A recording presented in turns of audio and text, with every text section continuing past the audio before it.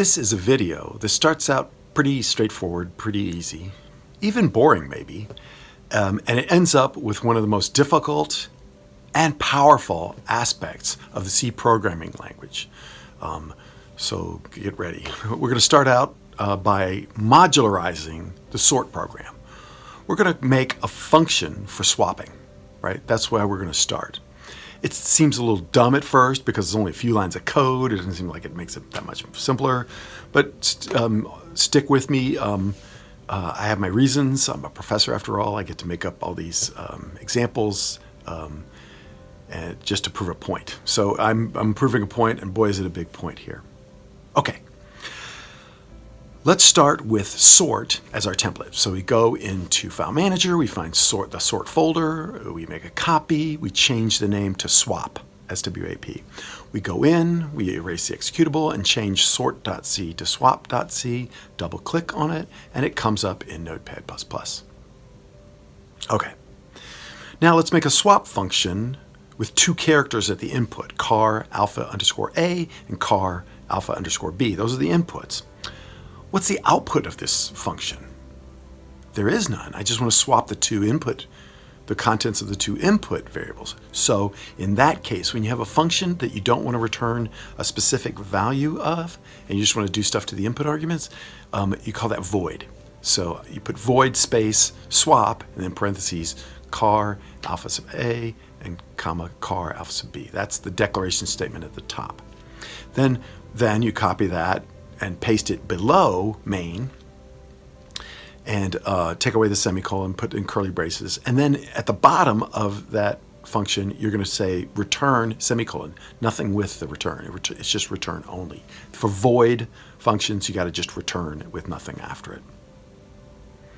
Okay, that's it. So let's just cut out the swapping part inside the if statement there of the main program and put that down into the function here, swap.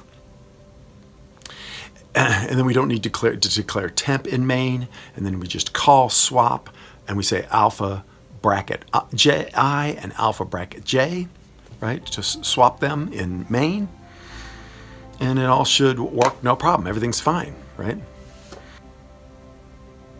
Okay, so I have to go into the command prompt, so I go down to the search bar, CMD, I get the command prompt up, CD into OneDrive, CD into desktop, CD into C code, and then I'm going to CD into swap. I compile the program, GCC swap.c -o to swap, just plain old swap. Then when I run swap, boom, there's the answer. Except it didn't work. Look, it's the same. It's QWERTY before sorting and it's QWERTY after sorting. It didn't alphabetize it. It didn't work. Huh? What happened? Now what? I don't know what to do. It didn't give me. Geez, the compiler did give me an error or something like that, but I got an error just the same. There's an error in the algorithm somehow. There's an error in this function that I did, and I don't know what it is. I need to troubleshoot it. So I don't normally troubleshoot this way, but I'm going to do it this way. I'm going to stay in the same folder, and I'm just going to take swap.c and copy it and paste it, and then change the name to swaptest.c. So this is just a test swapping program inside the same directory, inside the same folder. I double click on that. It comes up in Notepad++. Then I'm going to do a couple things. I'm going to make a much smaller data set, just ABCD, right? Just 4 letters. So I take all the QWERTY out and I just put ABCD, and I'm only going to switch 2 letters, D and C. So ABDC is the input array string of characters that we're going to input into this alpha array, character array. Right? So it's a much smaller thing, and swap, the function swap, only gets called once. Then I'm going to add a lot of printf statements. I add a printf statement inside the if statement, but outside of the swap function. So that's what I mean by outside in main. Outside means in main. So inside before, I'm going to print those characters out. Inside out, outside after, I'm going to print the characters in main there. And then inside swap function itself, at the top of swap, I'm going to print out what the dummy variables have in them and see at the bottom, did they get switched? So is it switching inside the program? Is it switching outside the program? This is what I want to know, right? Where's the error? Is the error inside the function or is it inside main? Okay, so I save that. I compile swap test.c, and when I run that, you can see that outside before it's not switched, inside before it's not switched, inside after it is switched, but outside after it's not switched. So the data gets switched inside the swap function, but then it doesn't translate back out to main. This is the main point I want to make about this video. When you call a function, a copy of the variables is sent to that function. A copy of alpha sub I and alpha sub j is sent, not the variable itself. And so the program just swapped copies, swapped the contents of two copies of alpha sub I and alpha sub j, not the actual array itself. When we do it for something like average, when we take the average of a copy of an array, that's like in Excel. If you have a column of numbers and you cut and paste it to a different column, and you take an average of that column instead, you're going to get the same number whether you take an average of the copy of that column or the column itself, right? If it's just values. So we haven't had this problem before, but now that we want to do an actual swap thing, this problem has reared its ugly head. In lectures, I always use the analogy of moving from one house to another. For example, if I'm moving from 221 Baker Street to 10 Downing Street, for example, if I'm Sherlock Holmes and I'm become Prime Minister, I don't know how that would ever happen, I would have to move, right? And so I would take the boxes that are in 221 Baker Street and move them to 10 Downing Street. All those boxes, if I'm Sherlock Holmes, are just filled with pipes and deerstalker hats. That's it. That's all he has in those boxes, I'm sure. So the analogy of moving to what I just did in this swap program is doing that all in main. So moving the boxes from one place to another yourself is the equivalent of doing everything in main. Doing everything in a function, this function swap, is the equivalent of hiring a moving company, telling a moving company, hey, swap those for me. Move these boxes from this house to that house. What happened in the swap function, in this analogy? In the analogy, what happened is you put the houses themselves in the input arguments. And so in this magical C compiler world, you made copies of those houses. You created a whole new universe, a whole new London, if you will, with a copy of 221 Baker Street and a copy of 10 Downing Street. They're not the real things. There's often some new universe with new memory with new addresses and everything, right? On different streets. And so the moving company goes to that copy of 221B Baker Street and moves all the boxes to the copy of 10 Downing Street, so that when you go to the real 10 Downing Street and the boxes haven't been moved there, you go, hey, what's up, to the mover, and who goes, I moved it, I did my job, right? And but it didn't happen in the real world because they moved it in the copies, not the real ones. In this analogy, in the swap function, as soon as you hit the return statement in the swap function, this whole universe, this whole new London where you have the copies of these houses disappears. They vanish into thin air. Even the moving company people vanish into thin air. And so in the analogy, you couldn't even ask them if they did their job or not. They don't exist. The whole thing's gone. The way to solve this problem in this with these weird movers, instead of putting the house in the input arguments and make copies of the house, you take 2 sheets of paper and you write out the addresses of the real houses on those sheets of paper. Then you give them to this function, this moving function, you give them to them, and they make copies of those pieces of paper with the addresses of them. But a copy of 221B Baker Street is still the right address. It's still 221B Baker Street, and a copy of Town Downer Street is still the same address. It's still the right address. And so if you give the mover copies of the addresses of the actual real houses, then they can move they go to the actual 221B Baker Street, pick up all those boxes and move them to the actual 10 Downing Street. It works. That's this analogy. The analogy here is what we have to do in this swap program is we have to pass these pieces of paper with the addresses. We have to pass the addresses of the variable into the function, not the variable itself.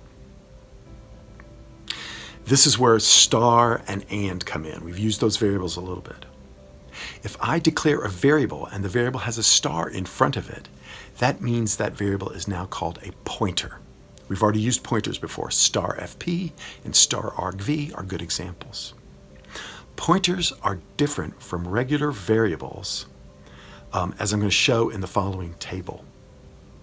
If I want to know the address of the location of that pointer, I just take away the star. The variable name itself is the address of where in memory, where in computer memory that variable, the contents of that variable, is stored. Star, and then the name of the variable, like star alpha, is how you say what the contents of that memory location is. So if you want to assign a value to that pointer variable, you say star alpha equals something. If you want to know the address of it, you just say alpha. Regular variables like this variable beta, a character variable called beta, regular things, if you want to assign a value to beta, you just say beta equals something, right? And if you want to know the address of beta, you use the ampersand and the and sign. So ampersand beta is the address of where that memory, where that data is stored in your computer. That's the key. So for pointers and regular variables, it's different, right? So that's the convention in general, right? Star and nothing for pointers, nothing and ampersand for regular variables. If we're doing address-related stuff in general, usually it's a good idea to use pointers. We're going to use pointers in a lot of their contexts too later on, so you can learn more and more about pointers. In general, that's the case, not always, but a lot of the times. For now, it's just a rule to follow. It's just something I gotta know is, if I'm using address-related stuff, it's a better idea to use a pointer variable.